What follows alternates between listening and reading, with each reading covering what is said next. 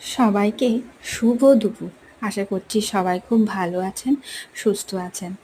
যারা আমার পেজটাতে সাবস্ক্রাইব করে আছেন তাদেরকে অনেক ভালোবাসা, অনেক শুভেচ্ছা। আর যারা আমার ভিডিওটা দেখছেন ইউটিউবে তাদেরকেও মন থেকে অনেক ভালোবাসা। যদি ভিডিওগুলো ভালো লেগে থাকে তাহলে পেজটা ঘুরে যাবেন, আর যদি মনে হয় তাহলে সাবস্ক্রাইব করে পাশে থাকবেন। তাহলে আপনার সাথে আমার প্রতিনিয়ত দেখা হবে। এবার বলে রাখি আমার পেজটা সম্বন্ধে। অনেকেই জিজ্ঞেস করেন যে ম্যাম বা দিদি, আপনি পেজটা কী হিসেবে চালান বা ভিডিওতে কি কি দেন। সত্যি কথা বলতে গেলে আমি পেজটাতে দুটো বিষয়ের উপরে আপলোড করি।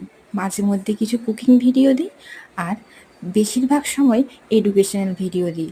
যেহেতু আমি ইংলিশের টিচার, এই জন্য কম্পিটিটিভ এক্সাম এবং একাডেমিকের উপরে যে যে ইংলিশগুলো আমাদের কভার করা উচিত বা যেগুলো ইম্পর্টেন্ট টপিকস তার উপরেই আমি ভিডিও দিয়ে থাকি। সেটা তোমরা সবাই দেখেছো। যারা জানো না তাদেরকে জানানোর সুবিধার্থে আমি ভিডিওটাতে বলে দিলাম। আশা করছি তোমরা বুঝতেই পেরেছো।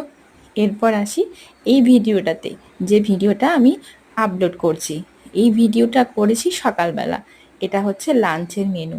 অ্যাকচুয়ালি যেহেতু আমরা বাঙালি লোক, দুপুরবেলা একটুখানি রাইস হলে মন্দ হয় না।